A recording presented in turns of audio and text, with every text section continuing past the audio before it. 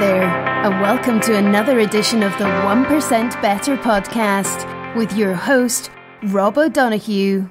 Hey guys, welcome back to another episode of the 1% Better podcast with me, Rob O'Donoghue. This is episode 16 of season 2, and it is good to be back. Been a couple of weeks since we released the last episode, which was with John Eads, episode 15. And that's certainly one worth checking out. But over the last couple of weeks, the 1% Better podcast has taken a pause, and the new podcast, the 864, has taken center stage, and at this point have released 6 episodes of that, one just a couple of days ago with Joseph Dalton. Good one. Good, interesting view on sales. It's always a question I like asking about sales. But I would say if you haven't checked that one out yet, please do take a second right now to pull out your phone, have a look at it, go to the app, be it iTunes, be it Google Podcast, the new app that's out the last few weeks, or just to the website, click subscribe, and there you go. You have a bunch of new shows that you can listen to in 15 minutes on your way to work or wherever you listen to your podcasts in shorter bursts. And the feedback so far has been pretty good. It's a slow burner. There's been definitely a steady increase in those listening. I've had some really good guests on: Bibi Baskin, Susie Horgan, Johnny Dumas, and Mike Mikhailovich, and all different perspectives, but all good lessons that you can take away. And so, as I said, some good feedback, mixed feedback on the intro, the voiceover at the start. I kind of like it. It's more upbeat and faster paced to reflect the show. Maybe it's a grower, but anyone who's taken those few seconds out to subscribe, thank you. And even those that have taken out a little bit more time to actually send me an email and let me know if they like the show or not, I really appreciate that. I can't stress that one enough. So thank you for that. Okay, I've been teasing and talking about putting out live shows for a while. This week I played around with the actual live recording software that comes with Spreaker, and it works quite well. So I definitely will be putting out some live shows in the near future, lining up some more guests for the 864, and probably will do live shows there. The thing about Spreaker, if you actually follow me on Spreaker, when a live show kicks off, you will actually get a notification that it's on. Now, probably when I do start doing it, I'll probably pick a time every week and send out notifications around that. You can also interact with the show when it is on live. There's a chat functionality. If you follow me on Spreaker, you can type in a question that would pop up during the show, which would be cool. Future state, I would hope to do video as well, do live streaming in that respect, have more questions and answers going there, even have listeners or guests kind of come on. But that's, again, down the road. I'm trying to just walk before I can run in lots of ways here. Excited about doing that, and it'll help me put out more content, get more interaction with listeners, and hopefully have a bit more fun doing it and less editing, which always is a good thing, because that takes a lot of time up, believe it or not. So that was a call out for Spreaker. Follow on there, or just on the socials in general. You'll be able to connect in and hopefully get notified, certainly through Twitter, when a live show goes out there. One other call out: in the last couple of weeks I've been recording relentlessly. Even though I was putting out new shows, I was trying to do some recordings. I had a great interview with Dr. Eben Alexander last week, and anyone who might have listened to an episode a few weeks ago with Martin Brennan, he recommended Dr. Eben Alexander's book Proof of Heaven. And Eben Alexander's story is where he had an NDE, or near-death experience. He's a neuroscientist or neurosurgeon. His book about Proof of Heaven came out about 8 or 9 years ago, where he effectively was dead for a period of time and came back to life with a huge perspective on what that afterlife is like. Amazing show. Looking forward to releasing that, but I have a few others in the queue, so it'll be a few weeks away yet. But some really good guests coming in there, and in the 864, some potentially world-known names there. A couple are in discussions at the moment, and I'm excited about potentially talking with those folks. So lots to come there. My only ask on all of it is to give me some feedback, to get in touch, to tell somebody else about it. That's the only way this is going to grow. I'm certainly not one of those celebrities that has decided to set up a podcast and already has 2 million followers. I'm doing it totally the other way around, and hopefully helping people along the way. And all the folks that do get in touch and give me nice feedback, that means an awful lot. So thanks so much. Okay, I'm going to talk about this week's guest. And actually, just one other thing. One thing I'm hoping to do, instead of having these 9 or 10 minute intros, which I enjoy doing, put a lot out there, I get feedback, people like it. What I might do is put shorter intros out the night before on the live feed, which you can listen into about the upcoming episode and see if it's something you want to listen into. That might, again, save me time and get as much content out, but we'll see. Okay, this week's episode 16, is with Leah Olszewski. So Leah and I connected again through the magic of, I think it was LinkedIn, a while back, and looking at her bio, got very interested in what her story could be about, and it certainly did not disappoint. Leah has a background in the US military. She became a commissioned officer, I think, in 2003. It was her ambition from an early age, and she rose and is continuing to rise up the ranks. A few years ago, she set up a business with her sister called Femtech, and she talks a lot about that during the show, how that was something that was never on her radar, but made a lot of sense, as you'll hear. That's been progressing well, but over the last 18 months, Leah has had a lot of challenges in her own personal life, which she touches on during the podcast. Leah talks about how domestic violence and the trauma that came with that has been so tough to get through over the last 18 months, but she's resilient, she's strong, she's determined, and she's coming out the other side of that. So there's so much in this one that you can listen to, hopefully learn from, definitely enjoy, and hopefully then reflect upon, because her story is genuine and interesting and definitely worth taking the time out to have a listen. So there's a lot in that one. I hope that you've got a good sense of everything that's going on, and I hope you really enjoy this episode with my guest, Leah Olszewski. Have a great weekend. Thanks so much, and please do spread the word about the 1% Better podcast. Thank you, and good luck. Hey folks, welcome to another episode of the 1% Better podcast, and I am here today for my guest, tonight for me, with Leah, okay, here we go, Olszewski. Perfect. Is it perfect? Is it almost perfect? Leah, look, it's great to be able to chat to you. You're based. Where is your location right now in North America? Whereabouts? So I'm in Navarre, Florida. That's Central Time Zone, but it's in the Panhandle of Florida. Certainly, as I was saying before we started, it's kind of hot here in Ireland at the moment. It's probably a little bit hotter in the Panhandle of Florida right now, I'd imagine. You were saying there was some storms over the last few days? That's right. Yeah, we were supposed to get Tropical Storm Alberto, but he hasn't showed up really, so we're doing okay. Hopefully he doesn't show up in the next hour or so as well. Don't want to kill our recording. Yeah, so we connected probably a month or two back. I think it was through the magic of social media, as tends to be the case. I connect with a lot of people, and it was really cool to just start conversation. And from reading your bio, from doing a bit of research about you, I was very delighted to have you come on and maybe talk about your journey, your story, and hopefully along the way, I'm pretty confident along the way you'll probably give out some really good nuggets of value or wisdom that listeners can take something from. So hopefully that hasn't built it up too much, Leah. No, that's perfect. I am honored to be here. Believe me, I am very honored to be here. And I've seen or heard from some of your guests, and what a great program you have. Thank you very much. It's a lot of fun, and it's, as I said to people, if I wasn't doing it, I wouldn't be talking to people like yourself. So that's the big upside for me. So Leah, you've just to really kind of bullet point your career as I've seen it. US Army officer, you're an entrepreneur, coach, consultant. One of the standout things I see on your resume is a PMP, and for those folks that might know what that is, it's a project management professional. As one myself, as somebody that has project management in my blood, I think that's nice to see on your profile. Of all of those things that you've done and that you've been involved in, anything really stand out that you might be maybe most proud of?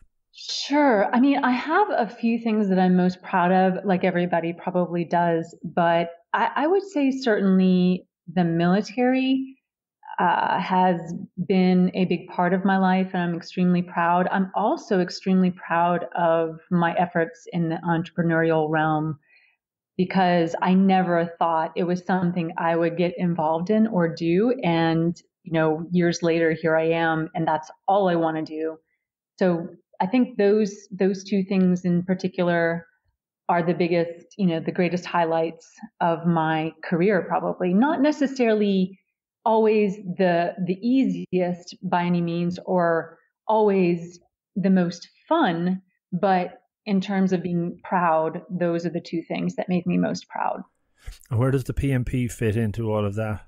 That's a great question. So, believe it or not, my story on the PMP is this. I considered getting the PMP a few years ago and went through a program that was offered all online, essentially. And I'm a great online student, but at this time, I could not make it work for me. And I set aside my 5th edition PMBOK and all of my extra materials. I put it in the corner and said, nope, I don't need another certification. I don't need more education. I'm not going to continue with this, and ended up giving that material, the book and the PMBOK and the study materials, to someone who was in my life at the time. Then I finally came around to finding this organization that offered a boot camp for PMP. And when I looked at all the offerings surrounding the boot camp and, a little bit more hands-on, I thought again about getting the PMP, and I said, yep, that's what I'm going to do. I'm going to go to the boot camp. And I did that.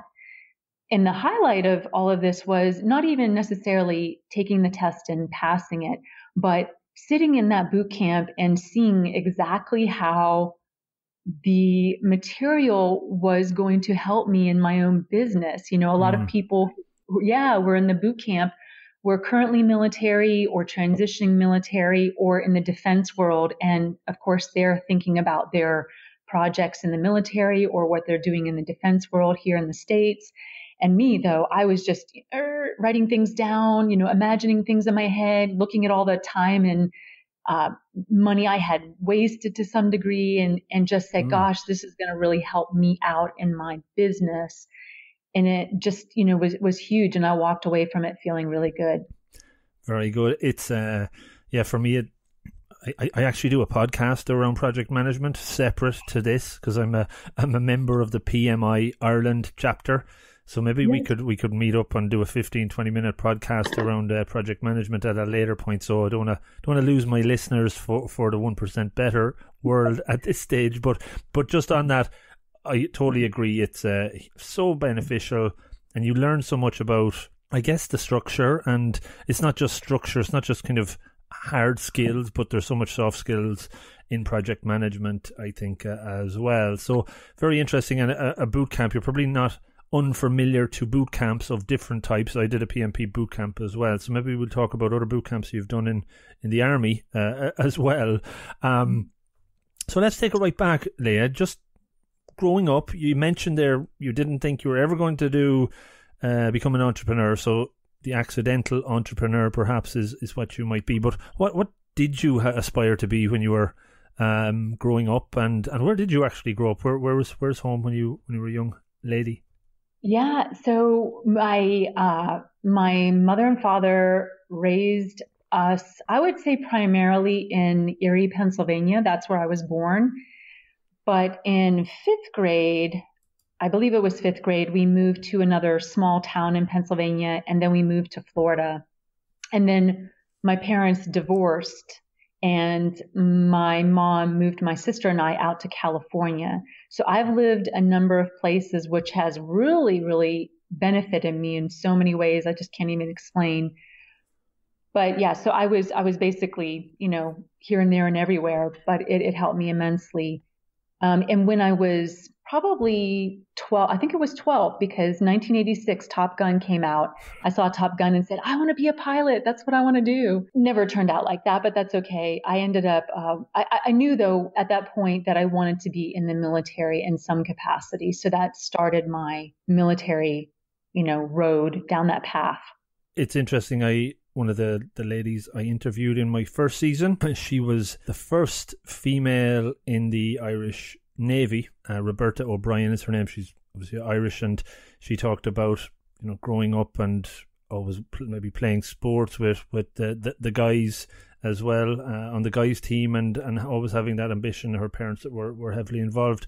So outside of the Top Gun, was there any other influencers or kind of angles to why the military was the area you wanted to go into? No, not really. I think I'm going to look up Roberta. I think that's awesome, by the way. Absolutely. Yeah, it's a great episode. That is awesome. That is awesome. Yeah, no, there's really nothing else. I think I have a similar story in my childhood. We were always outdoors. I mean, we had, ticks in our, hair and crawling everywhere. And I was always in the woods or always outdoors. I mean, we'd throw rocks at each other. We'd run, we'd play. And I was raised that way very much because my mom was a farm girl. So she's like, get outside, there was no inside time for us. So I was raised very much into being into the outdoors and very tomboyish, to a degree. But outside of that, in terms of people, there was no one really that, it wasn't like my father was military or my mother or anything like that. My dad was 4 years in the Air Force, but nothing, he talked about even at that time. I don't know what it was, but something excited me about it. So we can blame Kelly McGillis and Tom Cruise for that. Yes, exactly. We'll send them a tweet afterwards to thank them. But once that started to form, did you start then to identify in your studies, modules, courses, ways to kind of upskill and get prepared for a life in the military, or how do things start to evolve towards that? Sure. I will tell you that I went completely backwards. Most people hear my story and they say, what did you do?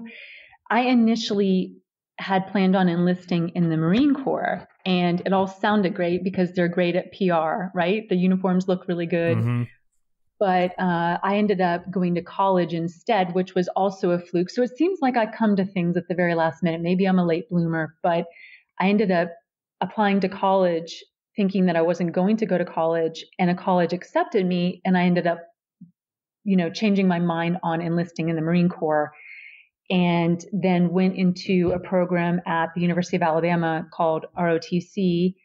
And I spent probably 2 years doing ROTC, in which case I got to go to airborne school and do some really fun stuff, but decided that wasn't for me. And I finished out college. What I ended up doing is saying to myself after I finished college, I think I made a mistake. Let me go backwards and become an officer and redo this whole scenario. I ended up enlisting after college. So that's completely backwards. Most people, enlist and then they go to college and then they go from there. But I ended up enlisting, and eventually in 2003, I became a commissioned officer. But I did this all a little bit backwards. Right. Yes. Yeah. Okay. But it doesn't. I think I've done a lot of things backwards in my own life, but you tend to come around to what you're meant to be doing eventually. Sometimes takes longer than you potentially like, but once you get there, you knew once you did it, once you enlisted, it felt right. It was the right decision. Yes. And I completely agree with what you're saying, that it was where I was supposed to be, when I was supposed to be, where I was supposed to be. It all turned out just fine. So yeah, I'm glad to have had the opportunity to serve. And, I am where I am now, and it's exactly how it was supposed to be. So talk to me about some of the, I suppose, standout moments in your career in the military. Did you go on active duty? Was there, I suppose, from an Irish perspective, our army are quite, focused around peacekeeping missions and things like that, but it's obviously a little bit different in the US. So I'd love to hear maybe some of your career in the army and what that entailed, and I suppose what you got from it, how you've developed and grown as a result. It's so hard to say some of the standout moments in my career. I think I could say this about my enlisted time, that those were probably the best years of service. And I don't know if that's just because I had a little, I don't want to say less responsibility. There was something about that time that was really special to me. And I have some of the closest relationships in terms of friends and, colleagues, things of that nature from that time. But I really made a good jump into living up to my potential when I commissioned in 2003. I was active duty enlisted and was stationed at a few different places, including South Korea, which was an experience in and of itself. But when I commissioned, I was actually a reservist / National Guard, so I wasn't full time, but I had the opportunity to go on orders a number of times, mobilized because of clearly the wars that were going on, the different wars that were going on. So I had the opportunity in 2005 to serve with Joint Special Operations Command. And that was probably the highlight of my commissioned years until I came on board with the unit that I'm currently with, 20th Special Forces Group. Again, on the National Guard Reserve side of the house, so it's part-time, but the missions that we have had to focus on are phenomenal. So again, enlisted time was great, and I smile when I think about it, but becoming a commissioned officer really allowed me to push my limits a little bit more. Going into it with I suppose the expectations that it was going to be challenging and certainly pushing yourself outside your comfort zone, was it everything you expected it to be? Was there standout moments where you realized, wow, I've actually achieved something I never thought I could here? You talked about your potential. What comes up when we kind of talk a little bit about that? Yeah, the first thing that comes up is I never thought I would make it to the rank that I'm at the moment.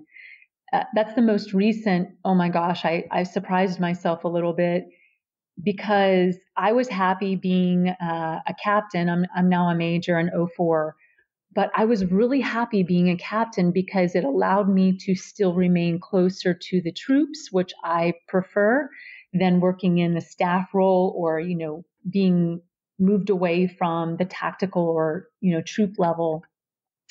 So I really never thought that I would become the rank I am today. And in fact, it all happened so very quickly. They sat me down in the office one day and said, "Oh, by the way, you've been promoted." And I said, "What?"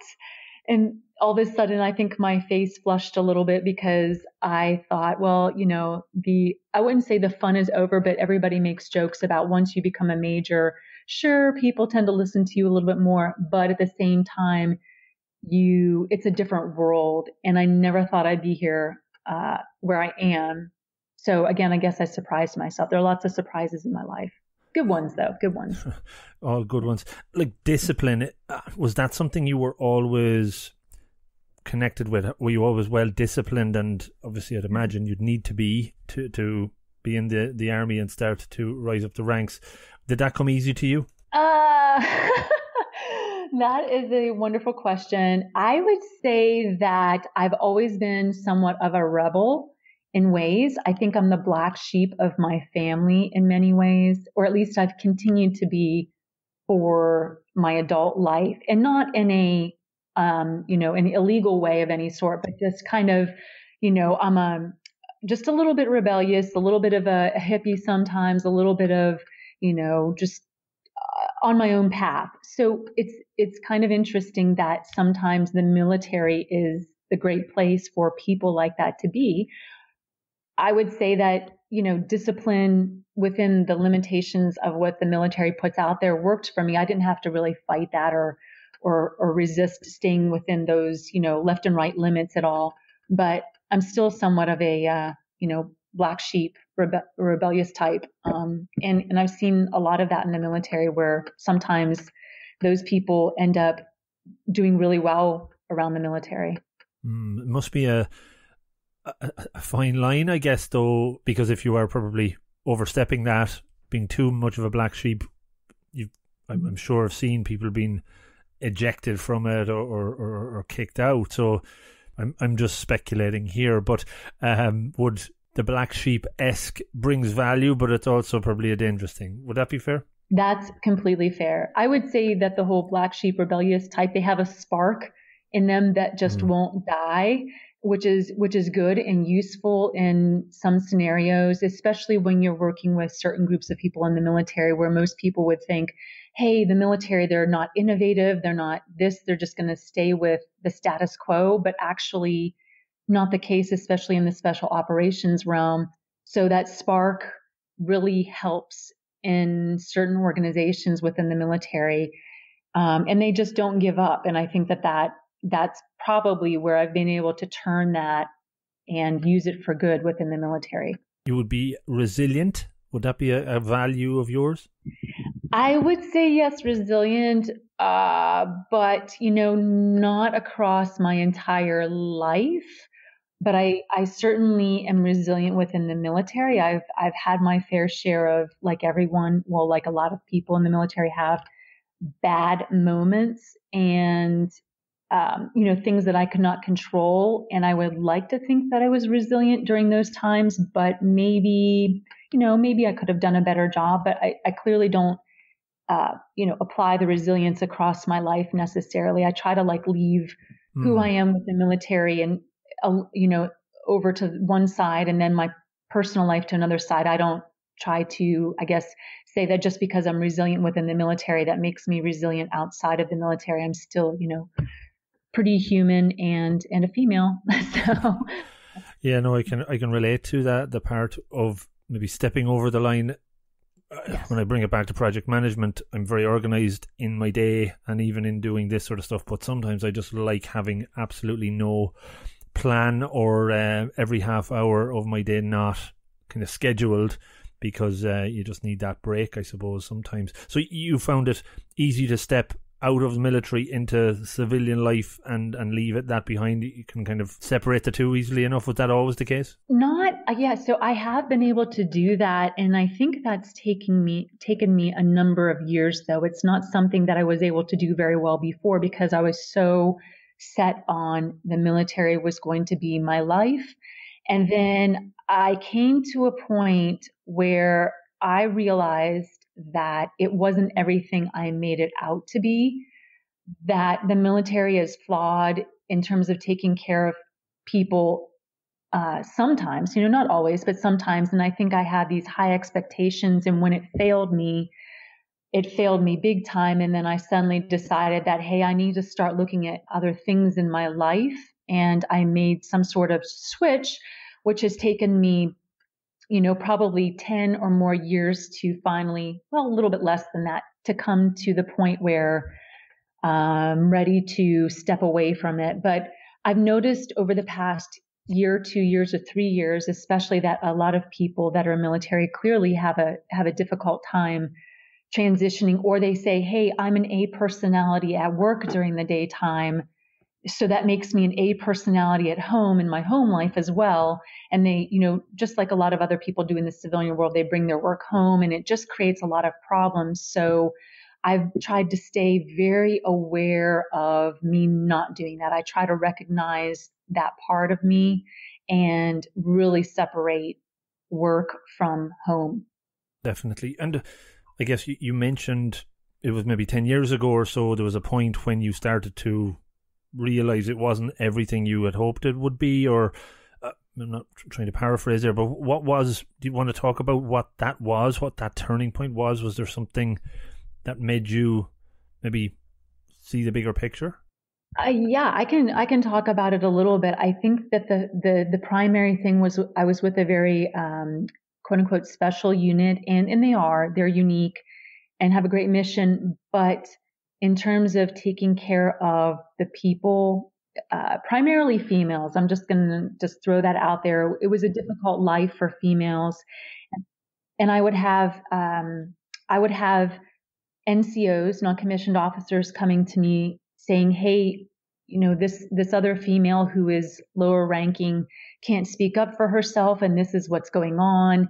And it was really affecting their work and the mission. And it was just, it was a very sad thing to see. And then when I did speak up again, then I wasn't looked so favorably upon for doing that.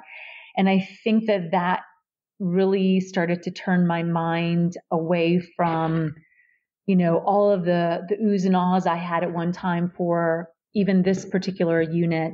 So I was just, I think that's where I learned a little bit of expectation management. But at the same time, I said, hey, do I really want to be a part of this anymore? If this is the best of the best, and this is what you get, at least currently in this unit, then do I really want to do this so much anymore?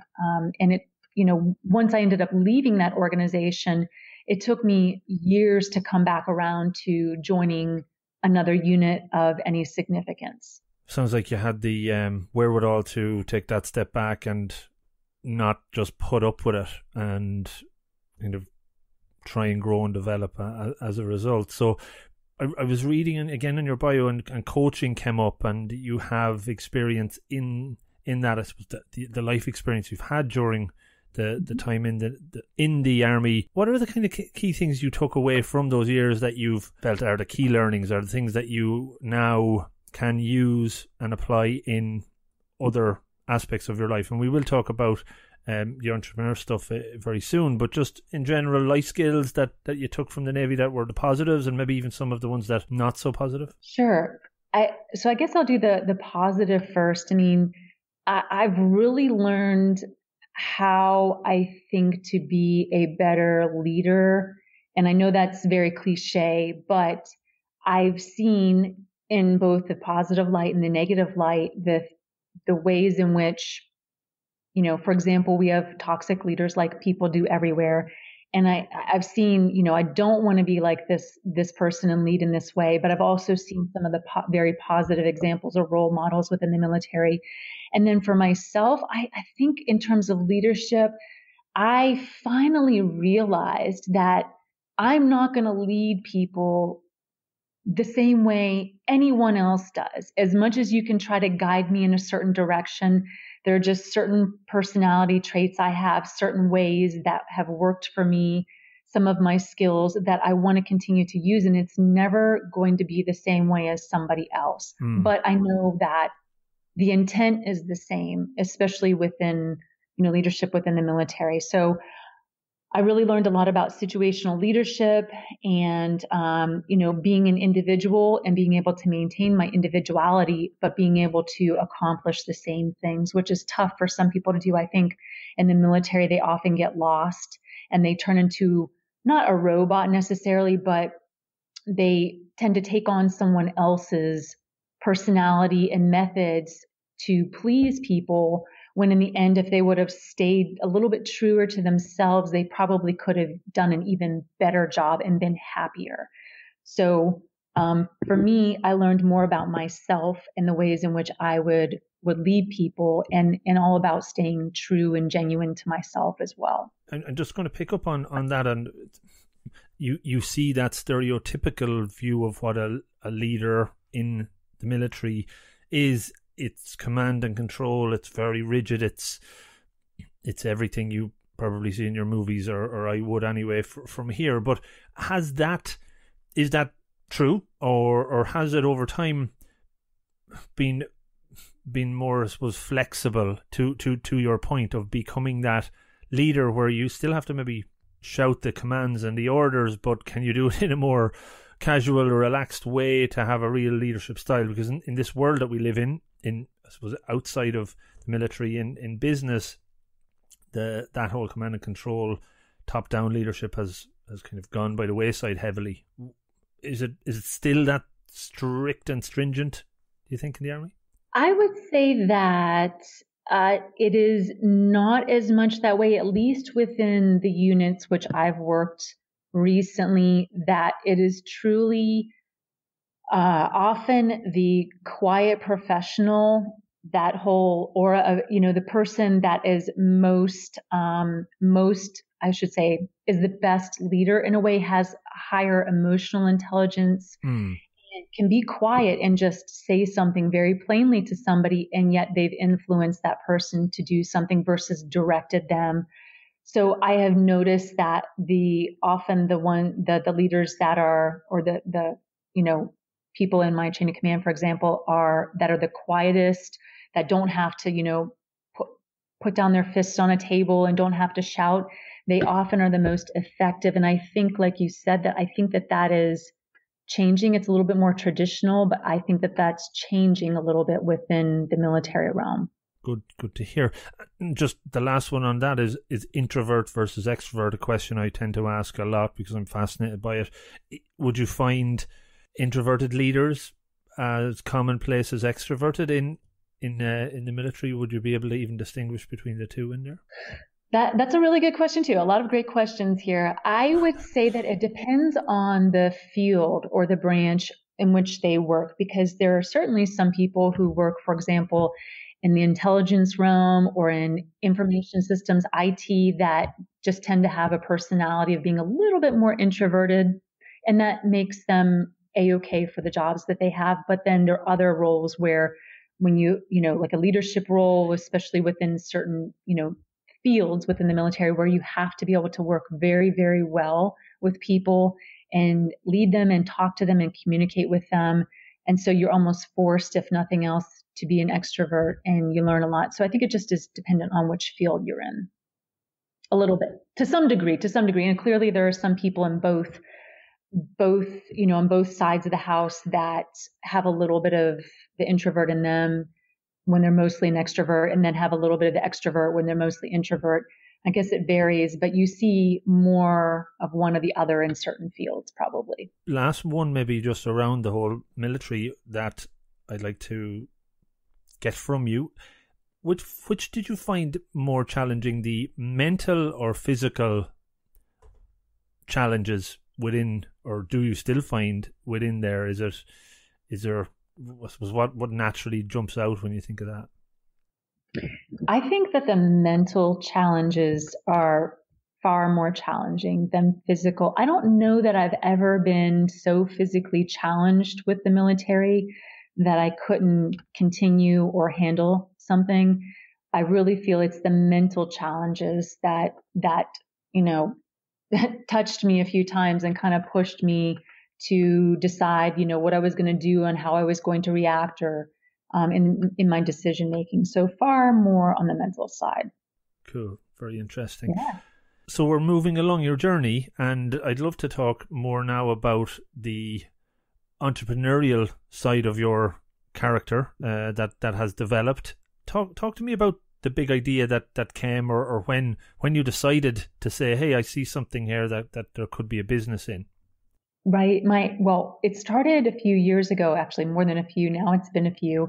About 2013, my sister was actually a Black Hawk pilot in the Army, and she's now in federal law enforcement here in the States. And so I give her props. I give her credit all the time, because she's actually the one who hit upon this first, because she's a female, working in these certain fields, and doesn't have access to availability of certain, apparel for women and things like that. So she said, hey, Leah, I've been paying attention, and I notice we don't have this as women in this line of work. And, she kind of went down a list, and I said, that's interesting. I'm taller. I'm, a bigger person. I can get away with wearing maybe some men's apparel and things like that a little bit. But she was the one who first brought this up. And it probably took a year or two before it just, finally hit me. I was like, we need to do something about this. Like, I don't like sitting by when there's a solution to a problem and I can help solve it some way. So I hated that. So I said, let's do something about this. And I had some of the business, knowledge a little bit anyway, and was in a place where I had time and I had the ability to start getting out there and seeing what we could do about solving the problem. So that's how it started. But, it took a little while. It wasn't an overnight thing by any means. Very interesting. It's called FemTac, right? FemTac is the name of the company. That's it. Yep, yeah. 100%. That's it. Just what sprung up for me there, just as you were talking through that, I was at a PMI conference actually in Berlin a few weeks ago, and the lady that gave one of the keynote speeches talked about never thinking she was going to be an entrepreneur, and she went to the US when she was young and went to a coffee shop and thought, these coffee shops are amazing, we don't have them in the UK. And she came back and they still weren't there a couple of months or years later, and she said to her brother, I can't wait for somebody to actually open up one of these coffee shops, because I'll go there every day and it'll be perfect. And then he said, well, why don't you actually just do it yourself? So it sounds like that's kind of the approach you took. Rather than wait for somebody else to do it, you decided to go for it yourselves. Absolutely, because what we found, and we talked to people. We've talked to our market. We've talked to a lot of different people, men and women alike.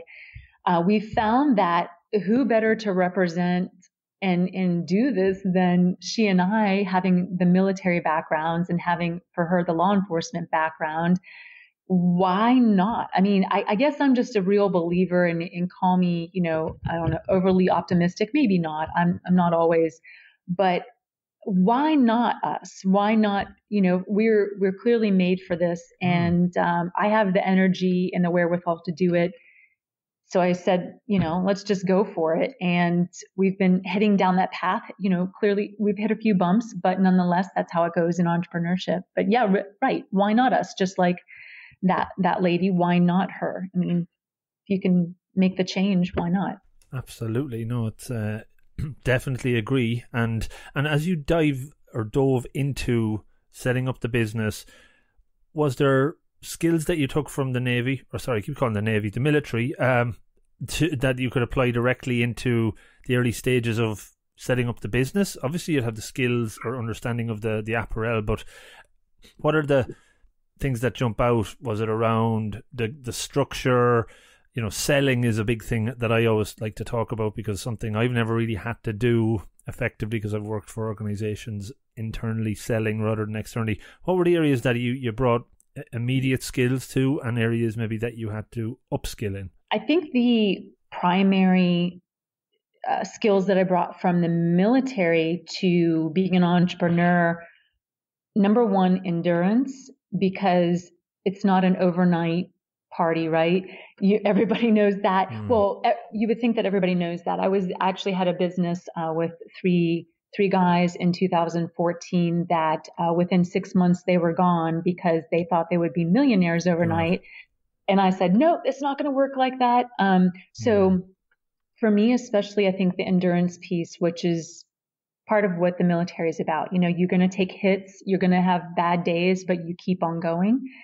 And the second piece would probably be the human skills and the people skills, because I am an absolute believer in it. You do not get to the greatest places in your life alone. You might get to some of the dark or bad places. You should take responsibility probably, on your own for getting to those places, but to the really great places and to growing your business and things like that, it's really a team effort, even if those people aren't really a formal part of your team. So I've been able to work closely with some real key players and people and organizations that have really lifted us up as a business, as two sisters in business. And I think that really having the people and human skills have helped us there.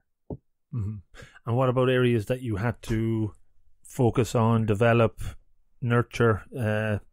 What jumps out for you there? Yeah, the biggest thing, and this is for all military, whether they're going into going to work for another organization after they leave the military or anything that they're doing, I think one of the hardest things to do is to highlight yourself. Normally you're hiding out, right? You don't want your name to be known. You want to just hide out. And I had to make a significant switch in my head, which I work on still to this day. Another part of that is really how I was raised also, kind of in a traditional, but it's very odd, a kind of a conflicted home, traditional but progressive, where I did not want to necessarily stand out. Funny that I'm a kind of rebellious because I think I'm, always pushing the button a little bit. But same thing with the military. You don't want to stand out there. You don't want to say, I did this or we did this or we're going to make this happen.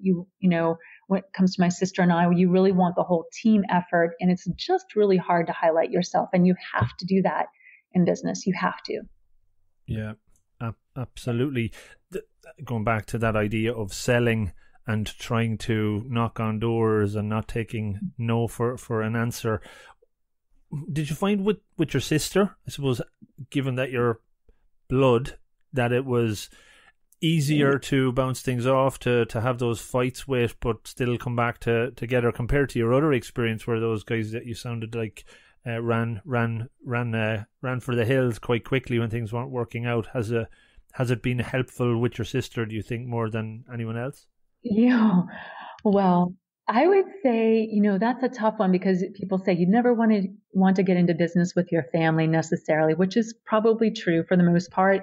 My sister, I would say, she and I could have sworn that we were the same person growing up, but different bodies. But as we get older, I realize that we are very different, and we still are both kind of hard chargers in our own way.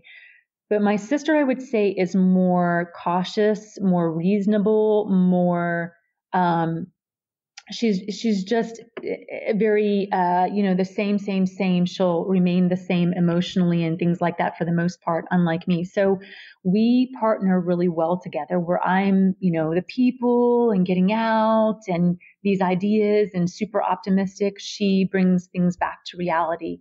Have we ever disagreed? Absolutely. And we will continue to disagree on things, but that's the good part of it, because I certainly don't want, and I don't think anybody who plans on being successful in a business or entrepreneurship wants, I don't want somebody who's going to say yes all the time. That's not going to make us or help us get any better by any means. What about the PM skills? How have they come in to help? Do you use Microsoft Project for thousands of tasks to be managed? Okay, I would love to say that I've done a good job of implementing Project or anything. I've used things like Zoho Project, minor on the minor side of the house. I've tried Asana and Trello, and I plan on using those things more and more. But I think that's the next thing I'll do, is go into Project and try to use it. What I can say is that I have redeveloped my processes so that I don't, waste as much time or as much of our funding, which is clearly limited, when you're a small business. Sure. So I'm working on that, and I have definitely reassessed processes. At least it's a good start. But yes, I plan on actually putting them into a system here soon and getting that going. And you did win, I think, reading online, you won some funding. You did some, I guess, pitches for funding in early stages. How did that work out, or how did you go about achieving that? I've been really fortunate. I should say my sister and I have been really fortunate. I've been really fortunate, though, because I came upon this program through Syracuse University in upstate New York. And this was back in maybe 2013 or so. And that program right there got me started into many follow-on programs with the university, who's very supportive of military and entrepreneurship. In fact, they have, I think, a PhD for entrepreneurship, but they're very big on military and veterans. And I love that place. So I started into one program, which led me to another, and I started competing in these business plan or business pitch competitions. And it was funny because there was another lady who would compete as well, and she ended up going on Shark Tank here. Wonderful woman, awesome. She actually said, "Hey, I didn't need the money from Shark Tank. I wanted the viewers." But she and I would compete through Syracuse University programs. She was always in first place, and then I would fall behind in second. And I thought, I'm going to get there someday. So yeah, as time went on and I improved in my pitch, basically, and worked my way up, I was able to progressively win more and more funding from various organizations like JP Morgan Chase, Citi, and they support Syracuse University, IBM. So yeah, I was able to make it to the best place I could have last year, and pitched for $50,000 at that time. I'd already won like $27,000, but I pitched for $50,000 last year, and made it, and thought, this is great. Now we can actually, make some changes and make some movement. Excellent. And obviously from listening to you, you're very clear and articulate in how you speak. Has your presentation skills, or are those areas that you would have to develop for that? And was there training you had to take to do that, or was that something you always seem to be able to confidently talk through what you were trying to pitch? Oh my. I would love to say yes, that I have always been able to do that. But I'll tell you, when I got up on stage in Atlanta for that $50,000 opportunity, I think I stepped outside of my body somehow. So it was almost like I wasn't even there, because Oh, afterwards, yeah, I was there, but I wasn't there because I had practiced so much. And I had had a business coach for 3 months prior to that. But when you get up there, I think sometimes, your brain just fizzles. And after the competition was over, and I was just surprised, and I said to one of the judges, I was like, wow, I didn't expect this. And she said, see, I think you did better than you thought you would. You did better than you thought you did. And I thought, gosh, this is where confidence, and you have to stop being so hard on yourself. When you're raised to be pretty hard on yourself, and then you're in the military, so you're forced to be hard on yourself. That's a hard thing to let go of. And, so as time goes on, I'm realizing that I need to, not be so hard on myself. And I didn't really realize that I was really well prepared for that pitch. But again, with a lot of these competitions, though, you have to go through various phases. So it's not just, hey, we pick your name out of a hat. They had us, send a video in and go from there. So there are phases to get to where I got. But really happy that it did work out. And it's a work in progress. I watch TED Talks, and I read about how people speak, and I hope to do more speaking and keynote speaking in the future. So it's a constant battle to communicate well, for sure.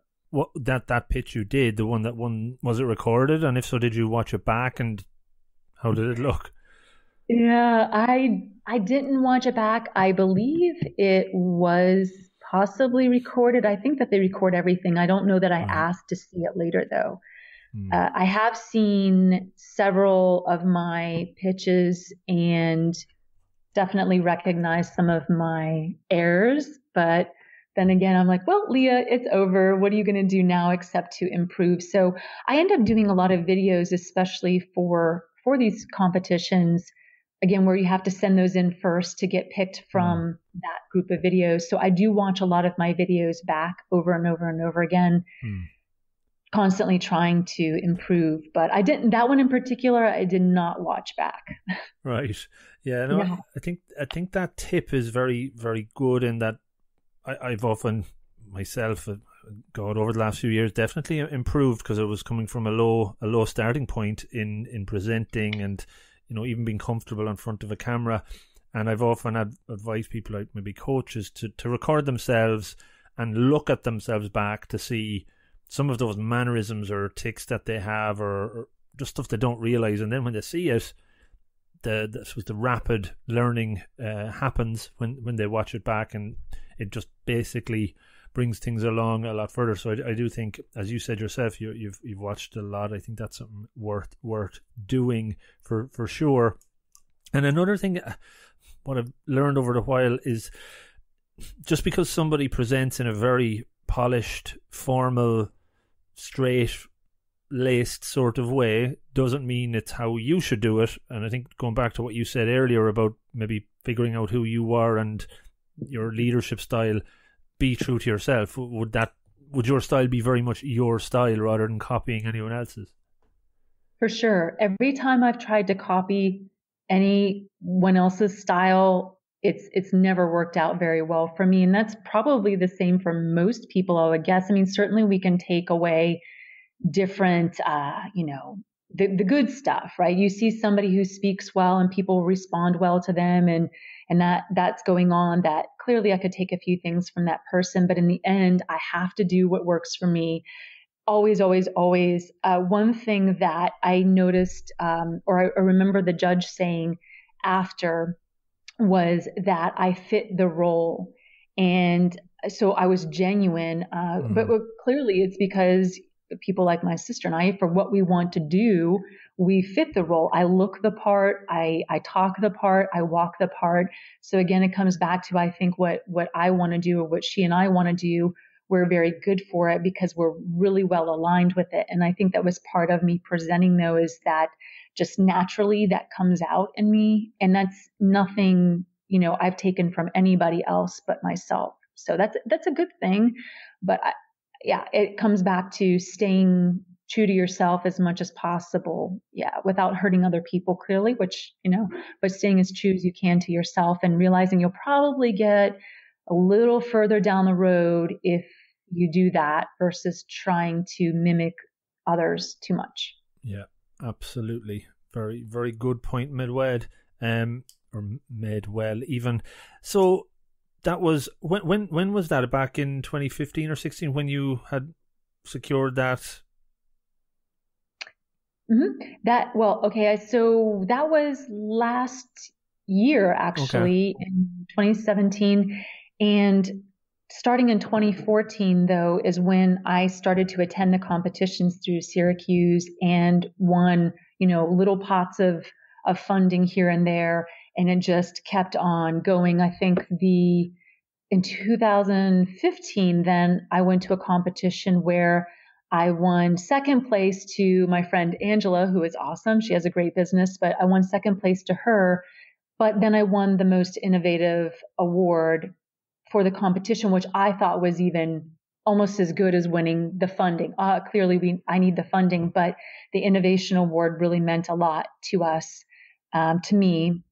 And then last year was the bigger win. Okay, very good. So we're now in 2018. So you got that funding in 2017. You said I think you started pitching for funding a few years ago. How have things developed over the last maybe 15, 18 months? And in March 2017, it was kind of like the pinnacle of funding opportunities for us, for the business. So that went really well. I ended up securing some funding for the business and, been assigned a business coach for a few months after that period.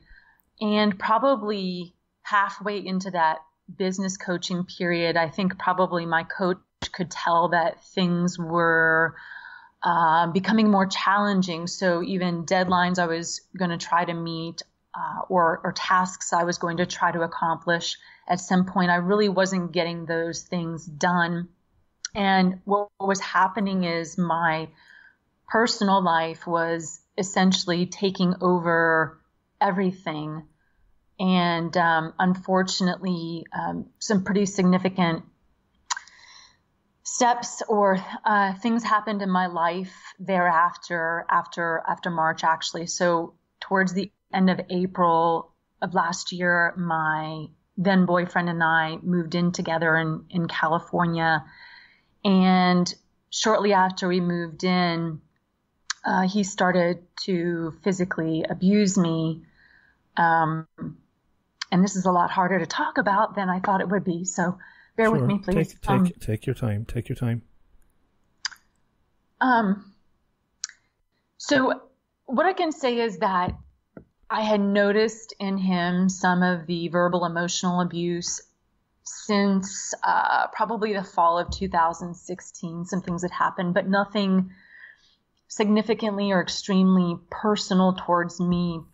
He did tell me he had been in previous, physical altercations with women, and I blew it off because I thought, well, that's not me. That's a typical, response. Well, I don't want to say that's a typical response, but that happens. So, victims or women or men, whoever happens to be the victim, just thinks, well, it's not me. So that's what I thought when I heard that from him. He had, lost his temper a number of times over small things, ridiculously small things, and tossed his bathroom but he never physically touched me, and he never was verbally or emotionally super personal. So what had happened after we moved in together is everything changed, and physical abuse began, and the verbal and emotional abuse became very, very personal.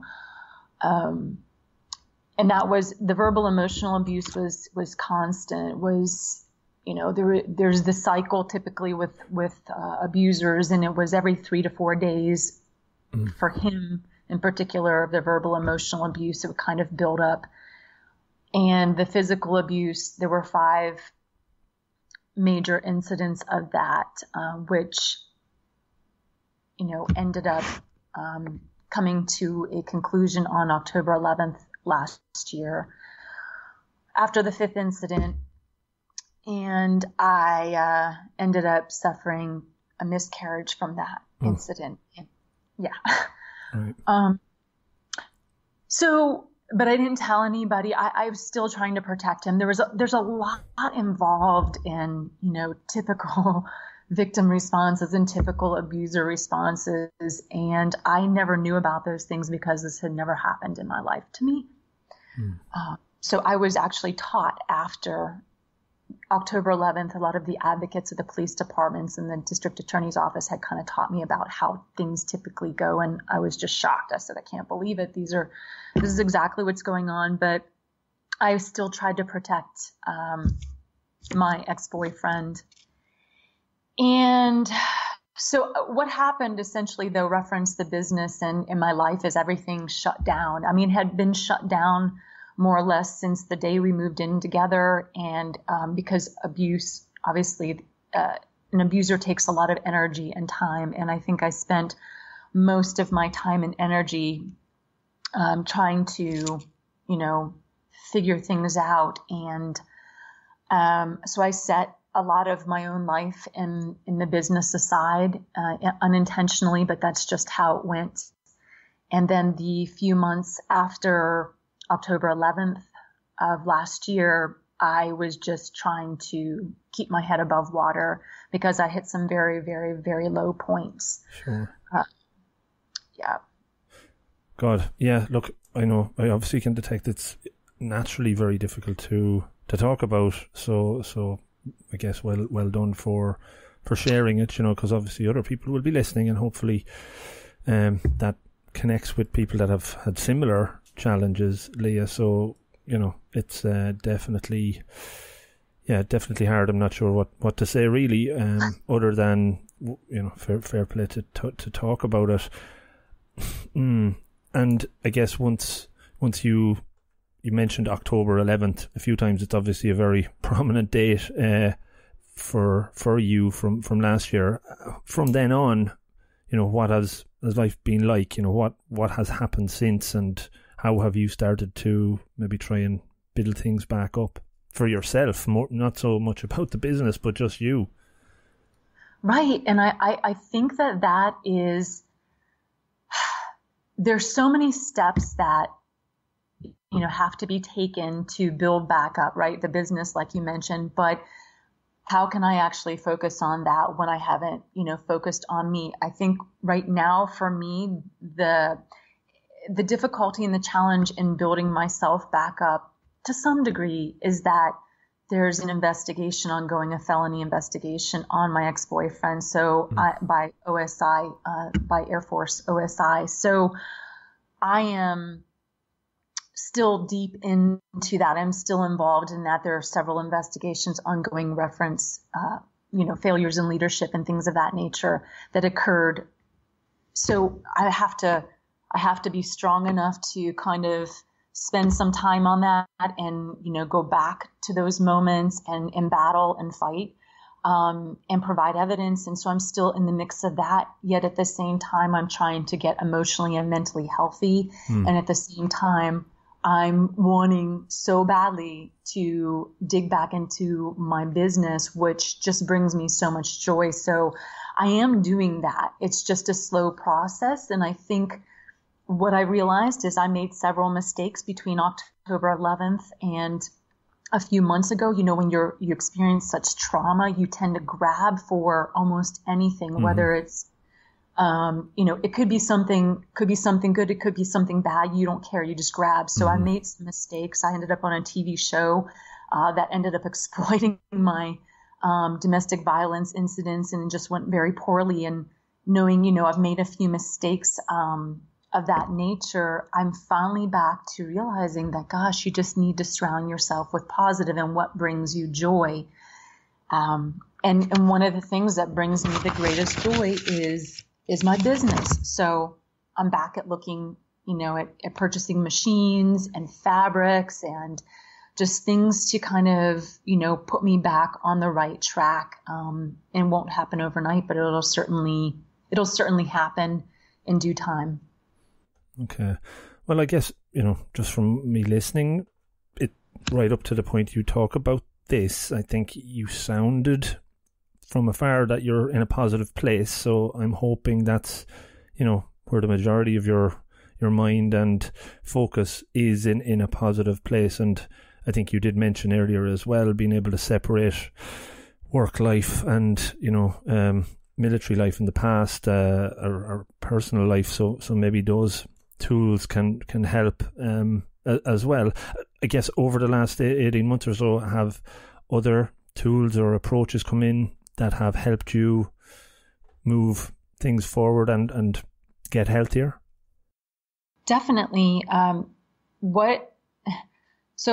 So many life lessons have come from what happened to me last year, which I would never wish on anyone to learn in order to learn life lessons, right? So, so many different things I've learned.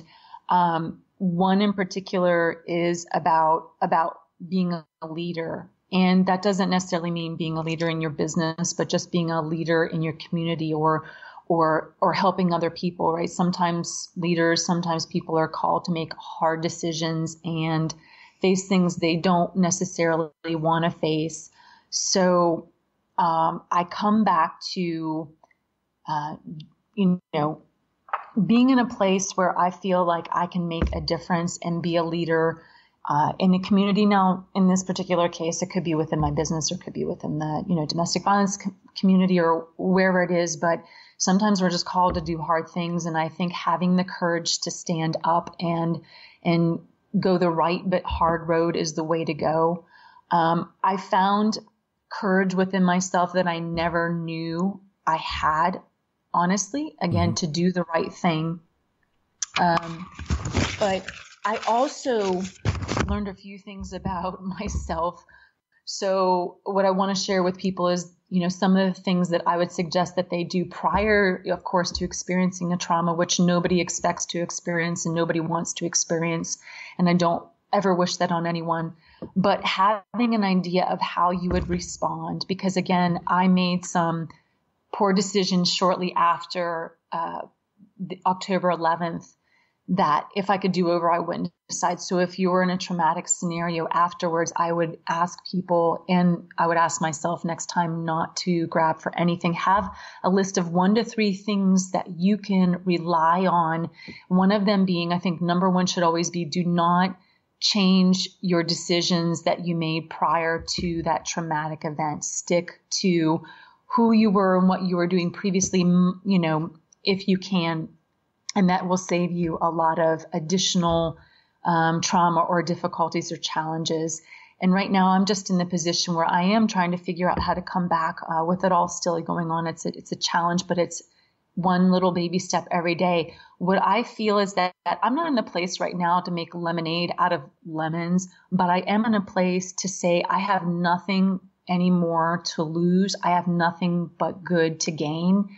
So I have less fear of making those mistakes, maybe in business, that keep us all from moving on to the next step, to the next step, to the next step. I'm building back up, and I feel like I can see the light at the end of the tunnel where I'm really going to blow it out of the water. And it's, of course, sad that I had to experience what I did last year, but I will be able to turn this into something, uniquely positive in the end, and the things that I've learned about myself in particular. I think that's the biggest point, is I've learned so much about myself that I didn't know about before that will help me in my business down the road. Sounds like you're in a moving towards a good place. So Leah, thanks for sharing that story. I know it's tough, and maybe I don't want to delve any more deep into it, but I think it's always probably good to just to talk about it. Absolutely. I think it is good to talk about it, especially when it comes to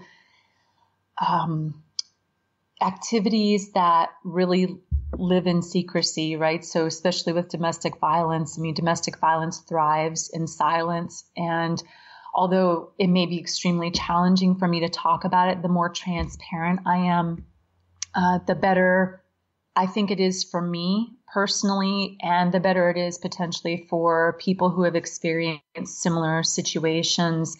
And I would like to say also that there is hope. And I think a lot of people after domestic violence, as I did, and again, I still struggle every single day, but feel like, it's over and their life is over and they can't come back. But I can see great joy and great things happening for people who experience trauma.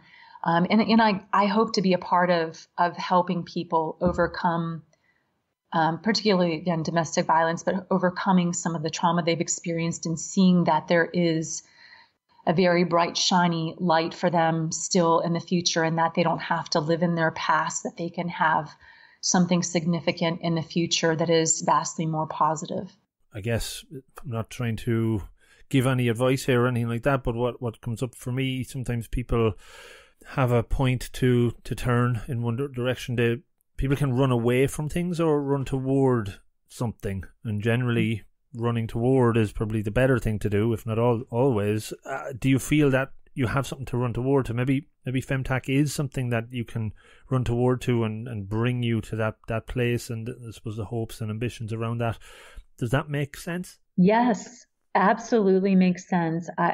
So when it comes to problems in general, I would say that I tend to run towards them, and that's why it's initially very hard for me, because I take them on instead of setting them aside. So I take them on, and that's what I'm doing now with that. But you're exactly right.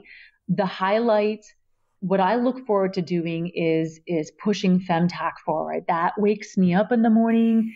Business, entrepreneurship, those things wake me up in the morning. Clearly friends and family too. But I mean, that really excites me. And it just, the sun's out and I'm ready to go. And I can see it in my head. I can see what's going to happen with the company and what we're going to do over the next few years. So yes, absolutely, without a doubt, I have a greater fuel in me than I've ever had to see this through. Sounds like it, and that's great to hear. So yeah, maybe we'll talk about what a day or a week looks like in your world right now, Leia, and what are your plans for the coming weeks and months, and those ambitions and goals that you'd like to achieve. Oh wow, yeah. A day is usually very long for me because I also have a second business that's service oriented that allows me to basically, pay my bills and take care of myself while I'm reinvigorating Femtech. So every day, I'm up pretty early and I have multiple things going on all day long in probably a few different directions. Again, eventually I will compress it and make it a little bit more organized. It's that whole project management thing, right? Where I'm going to allot so much time every day to certain activities to be more effective, to be more efficient. So right now, I spend most of the day working, often behind the computer, but I also get outside and try to, take care of myself, with physical fitness essentially. And so my weeks are pretty extensive. At the moment, I'm basically working 7 days a week. But, I will, as time goes on, as I get back in the game, try to whittle that down. So I do have time to myself, time to heal, time to get, healthy again. And certainly, as you mentioned earlier, over the next few months, I plan on implementing, certain processes and, having some more structure in my life, whether it's personal life, professional life, so that I can meet these milestones or these goals that I have set out. Goal setting, how do you actually approach goal setting? Do you have a method or a methodology that you use to get there? I do. I think the first thing I do with goal setting is probably do some backwards planning. So I have an idea in my head about where I want to be at what time. And I would say that I'm probably as good in my personal life as I am in my professional life at doing this. But I always have that idea of where I want to be probably a year down the road, and 2 years down the road, and 5 years down the road, and even 6 months. So I kind of do some short-term looks and I do some long-term looks. And then what do I need to do between now and then to get there? So it's more or less a little bit of backward planning. And then I also realized that, stuff happens in there. So I'm a little bit forgiving of myself with some goals. I say, hey, there's a little bit of flexibility in there. But primarily, I'm a big goal setter, and I have lists, and I like to stick to those lists and those goals. Yeah, lists are very important. And working with your sister, do you have an approach when you have to make a tough decision? How do you kind of work those things out to come to this is the way we're going with it? Is that a collaborative? Is it? I don't know. Is there voting buttons included? Right. No, it's not easy sometimes at all. But I would say that she's older than you. Is she the elder one gets the final say all the time now? That would be me. So okay, you have that. No, yeah, no, I should say she's the baby. So I always felt like she got what she wanted, by my parents. So spoiled Miss Megan, but she's not at all spoiled. She's earned everything she's received in life. So I think what it is that I kind of, first of all, I believe in my sister, and everything that she's done her adult life has been very valuable. So when my sister says, hey, this may not be a good idea, I absolutely listen to her and take into account what she's talking about. And then, of course, I tell her, hey, this is what I think. And we go back and forth a little bit. But in the end, what I value more is our relationship. Now, in the end, we do have some differences as to if, when the time comes, when Femtech becomes something larger, what will we do with it? She sees it one way, I see it another way. I think for now, again, we pretty well balance each other out. So I think that, as long as what she's got to offer makes good sense and good business sense, and she's a very smart lady, that I'm okay with going with it. And again, I'm kind of, pushing some limits, so we can always push the limit down the road on something, where we may hold back a little bit because she's a little bit more cautious. But we'll see how it goes down the road. There may be times when I just have to say, oh, command decision, we got to do this. Command and control comes into play there. Does your skill sets complement each other nicely? Like, are there certain things she's really strong at where you allow her to be, and vice versa? Absolutely. We're really good in that way. And again, years ago, I would have said that we're more similar in nature, but anymore, we are different. And I think where I really like getting out with people and networking and connecting and finding, funding for us and just driving. Again, maybe I crash and burn more than she does, but she's good at being more stable and not as many crash and burn episodes as me. But I don't mind crashing and burning. I think it's a part of who I am, and I've learned and gained a lot from that. And then she prefers her style. So we work really well together, and I respect her and love her to death. So hopefully it's going to be a good relationship for many years to come. What about mentors or influencers in the business? Have you leaned upon those, obviously through your maybe pitches and that? You've probably had a lot. The value they bring, anything stand out that brings the most value from those relationships? Yes, I've had both, women and men as mentors, coaches along the way. And I've gained so much from both. Clearly, for me, it's awesome to talk to women who are at a, pretty high, fantastic places. They've had businesses, they've sold them off, they're coaching or mentoring now. And that to me means a great deal when they come to me and say, hey, I think this is great. I see you going places. Let's work through this, because I was actually lacking a lot of mentorship by women, even in my military career. Not that I had to have a woman as a mentor, but just mentorship in general. So it's great to have strong women who can say, you can do this. We're not here to bring you down. We're here to lift you up and help you out. And then I can do the same for other women along the way. But I've also had some phenomenal men who have mentored me. And sometimes actually, when it comes to femtech especially, they are removed. They're not as subjective. They're objective because they're like, well, this is not for us anyway. So let me tell you what I really think. And that has helped me greatly many times over. So when I have their support and their mentorship, it actually says sometimes even more than if I have women who are involved. So both sides of the house, I've had some great luck, especially as an entrepreneur in terms of influencers. What I am looking for now, I will tell you this, what I'm looking for now is to really be involved more with women who are in the apparel industry specifically, and we'll see where that goes. But in the past, I've at least had very successful entrepreneurs and business owners that have coached me. Very, very good. And you are ultimately planning to bring this global. I would imagine it's US based currently. Would it be something you'd hope to scale? Yes, without a doubt. So one of the great questions from that Atlanta competition last year was, how do you plan to scale?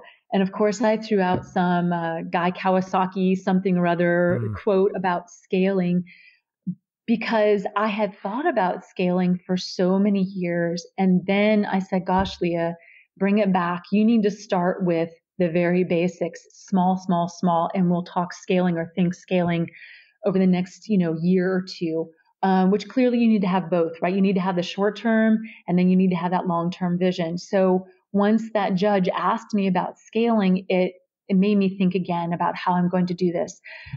In terms of global, we've already had women, for example, some of my friends and colleagues that, for example, work in the anti-poaching realm in Africa say, hey, we want to take some of your apparel over to these female rangers working in anti-poaching in Africa. So that's been an option. We've also had some close connections to women in European law enforcement. But yes, absolutely. The goal is to scale and push it out and make it an apparel line, not just for tactical use, which is how we pushed on it or put it out initially, but more for women who are working in field-based professions. So energy, construction, contracting, law enforcement, military. But definitely global is where we plan on going, without a doubt. No, yes. No shortage of ambition, which is great. Yes. I'll just wrap up with a couple of ones, and I think we talked about fear, or you mentioned it a couple of times.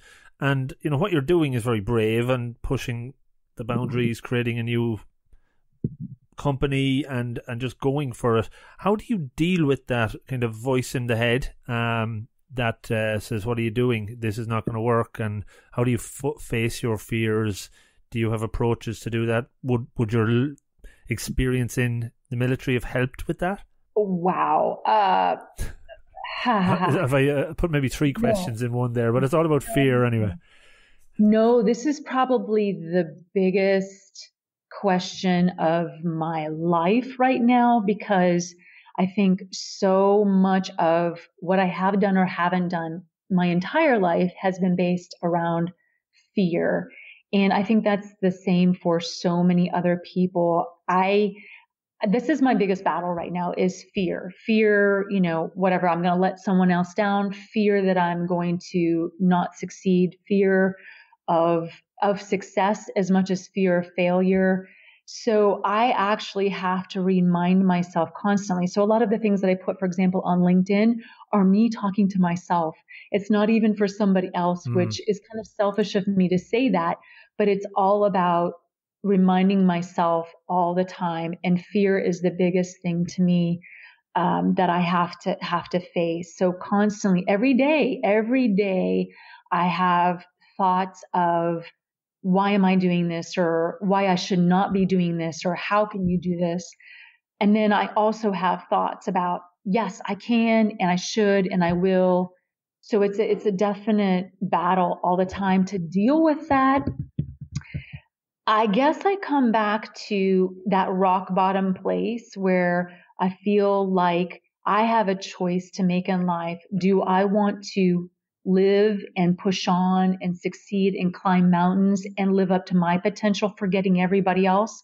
Or do I want to stay pulled back in this world where I have less confidence, where I have, where I'm afraid to take the next step?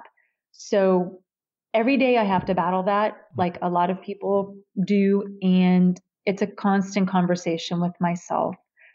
I can't say that I have it nailed down very well, but I can say that I have no doubt that I will succeed. And I just am working in that direction.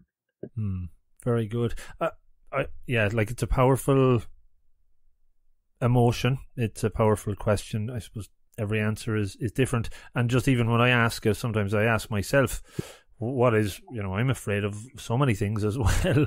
And what's coming up for me of late is that when I put a post on LinkedIn or when I put this out or whatever, my kind of check is, right, is this of value to somebody else? I think that's the video I did this week. And I think if I can say, yes, it is, I'm not doing this for Rob to sound good or look good or any of that. Certainly by putting videos up, I know I'm definitely not making it look good, but it's more, can somebody get something out of it?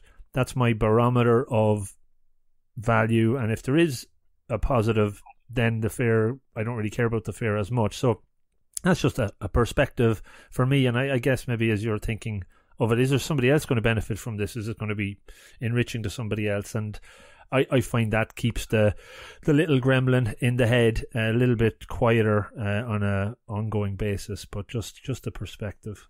Definitely. I'm sure it's just like raising a hand and asking a question in the classroom.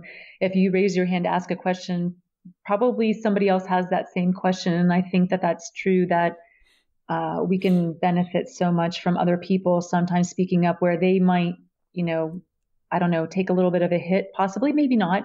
But the same way that I think if I mention something, there's probably one person out there who is thinking the same thing. And if I can help one person in one way somehow, then I think that's a good thing. But it's fantastic to think the way that you have and say, if you're helping somebody, then that's a good thing. And you clearly have helped a lot of people. You're really doing some great stuff. So we appreciate you. Oh, stop. It's fun. It's fun to be able to get stuff out there. I will wrap up with just maybe the last one and then maybe talk a little bit about how people can get in touch, that whole last question. But I have a page on the website about books, and every time I get a book recommendation or two or sometimes three, I put that book up onto the website so people can maybe go through Amazon and get it from there. Big reader, is there any one or two books that come to you that you say, wow, that has helped me with my fear, or that has given me an insight I didn't think of? What ones jump up for you? Okay, I'm going to throw one out here that's a little bit random, slightly off topic, but it has brought me a great deal of something in the past year, and it's called Adult Children of Alcoholics. Okay. So it's alcoholic dysfunctional families, and I don't even know if it's written by ACA, so Adult Children of Alcoholics, but there's a lot in this book that will help people understand themselves and understand other people that may be in their lives that, are dealing with a variety of issues potentially. So not just alcoholism, but in general. So that's one that I suggest. But the other one that a friend got from me recently, and I thought, what? I don't need this book. But it's called What Got You Here Won't Get You There. Yeah. I heard it. I don't have it, but I've definitely heard of it. Yes. And when I started reading it, I said, I'm really good at criticizing myself or, critiquing myself. I don't need, to look at this book and see what my bad habits are, because I already do that pretty well myself. But the more I read it, the more I realize that, I can make updates to myself, of course, plenty of them. And so I've actually gained quite a bit from reading this book by Marshall Goldsmith. Yeah. So What Got You Here Won't Get You There. And I think it's a pretty good read so far. Excellent. Two new ones for the page is always good. It's just I'm looking over at my bookshelves here, and I think I've bought about 50 in the last 3 months, and it's just so hard to get through half of them. But I'll eventually, someday, take a long vacation and read through them. I listen to Audible a good bit as well, but I still feel having a book in your hand is the best way, I think, to consume it. For sure. I know I'm with you, the whole audio podcast, Yeah. That is always awesome. But so in fact, when I'm dealing with project management, people are like, well, that digital version of the PMBOK is great from the PMI site, but I want my hard copy. Yeah. So people still like that feeling. Absolutely. It's maybe our generation, maybe the millennials probably don't. Leah, look, last one just for your opportunity to talk a little bit more about what you do, how people could get in touch. If there's a wealthy apparel magnate in Europe that's listening that wants to get in touch, you never know, something good come out of it. So please give yourself a pitch there, and I'll definitely include all of this in the usual notes at the end. Yeah. So my email will be my first initial L, and then my last name, which is spelled OLS like Sierra, Z like Zulu, EWSKI at femtac.com. So it's Foxtrot Echo Mike Tango Alpha Charlie.com. And I'd love to talk to people, love to connect with people. And of course, I have social media, but I'm not on it as much as I should be here recently. So email's the primary way. And LinkedIn, of course, is always an awesome option. Yeah, no, absolutely. And LinkedIn brought us together. So that's a positive. Social media has a lot of good things. I think my relationship with it before I started doing the podcast was kind of a bit of a negative. I wasn't just, I just found it a bit too much. But when you have a reason and you're trying to share a positive message, it kind of changes the game a little bit. So time flies when you're having fun. And it certainly was a lot of fun to hear your journey. We probably skimmed some of it. Hopefully you got something from it yourself, Leah, just talking through that. I know I did, and I really appreciate it. No, a lot. Absolutely. I appreciate your time, and I appreciate everybody listening. And it really does, when you sit and talk about things, it helps you, realize some of the things you've been thinking. You put it out in words or you put it on paper. So I'm really happy to have been here, and really appreciate the opportunity. Delighted to have you, and look forward to putting it out in the near future, Leah. Look, have a great rest of day, and we'll definitely keep in touch. Thank you so much. Have a good day. Have a good evening. Take care. Good luck. Bye-bye. Bye-bye. Bye-bye. So, how did you find it? A good show? Hopefully. Do take a second or two to let me know. And before you do dive off, just a couple of quick call-outs. The new podcast, the 864, 15 minutes long, in fact 864 seconds is the aspiration, is now out and ready for listening. Check it out on the site. Go to the podcast page. There's a link for 864 there, or go on to Apple Podcasts and subscribe. That would be awesome. The 864 is all you have to search for. And it's in all other podcast platforms that you can think of or should be. So have a listen. Every week I release a 1 Minute Monday video clip, which is also a tip to hopefully make you 1% better. Check that out. It's on the website on the video page. Did you also know that only about 1% of listeners to podcasts, not just my own but all, leave a rating, leave a review, get in touch or give feedback? And I would love if we could buck that trend and put it to 2% for this one. So please do take the time to give me a bit of feedback, give me some ideas about future guests or whatever the hell comes into mind. Just get in touch or rate or review the podcast on Apple. That helps. I'm available at all of the social platforms, pretty much all, at Rob of the Green. That's either with or without the @ sign, but you'll find it under that moniker. So hopefully I'll hear from you there. Last couple of quick ones. Support. So I do offer some pro bono coaching. Get onto the website, the support page, to get in touch. Few hours a month, happy to do that. And if you would like to support the podcast, that would be awesome. You can do so through Patreon and also through purchasing books through the book page on the website. That goes through Amazon and we get a little percentage. I'm not even sure what, but it's something. And finally, just to say thanks for taking the time to listen to the podcast. I know there's lots of other shows out there. It means a lot that you're checking this one out. So have a great rest of day, week, month, year, whatever it may be, and hopefully you're getting 1% better as a result of these shows. Take care and good luck.